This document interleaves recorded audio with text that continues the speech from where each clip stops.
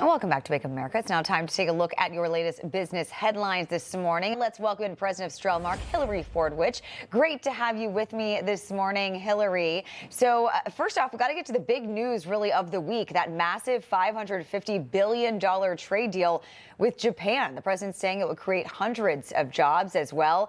In what ways will we see this affect the average American, do you think? Well, pleasure to be back with you. And it's going to affect the average American in many ways, not the least of which, actually, and I hope all Democrats appreciate this. During COVID, we saw supply chain disrupted. And in terms of manufacturing, a lot of the pharmaceutical manufacturing actually is going to come back to the US. That's really important. And for the average American, remember that Peter Navarro, our trade senior counselor, has said that all the nations are lining up. They're lining up like in a deli to do deals. And what is this going to mean? It's going to mean lower taxes eventually because of all the revenue that's coming back to the US. I think this is huge. And for the average American in a small business, which is the back of America, it means certainty. Yeah, no, absolutely. And right off the heels of the Japan deal this week, the EU and the U.S. finally moving forward towards a major trade deal. President Trump eyeing a 15% baseline tariff on EU goods with possible exemptions up for discussion as well. Hillary, what does this mean for American workers, and how could Europe react to these new tariffs?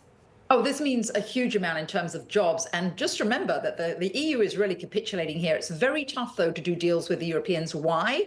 Because there are 27 nations. And we've heard Scott Bessent say, dealing with this vertical, you've got competing interests in these different countries. That's the problem. And I need to make mention of one thing that's very important.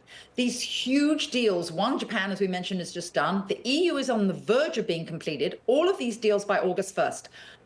Other media outlets, all they're focused on is the Trump-Epstein issue, and they're not focusing on these deals. I call it passive sedition, because what they're doing is not letting the American people know what's really going on, as you just asked, about jobs, and it's going to mean a lot more U.S. jobs. Yeah, no, I agree, and it's a great thing. Hillary Fordwich, great to have you with us this morning. Thank you. Pleasure. Anytime.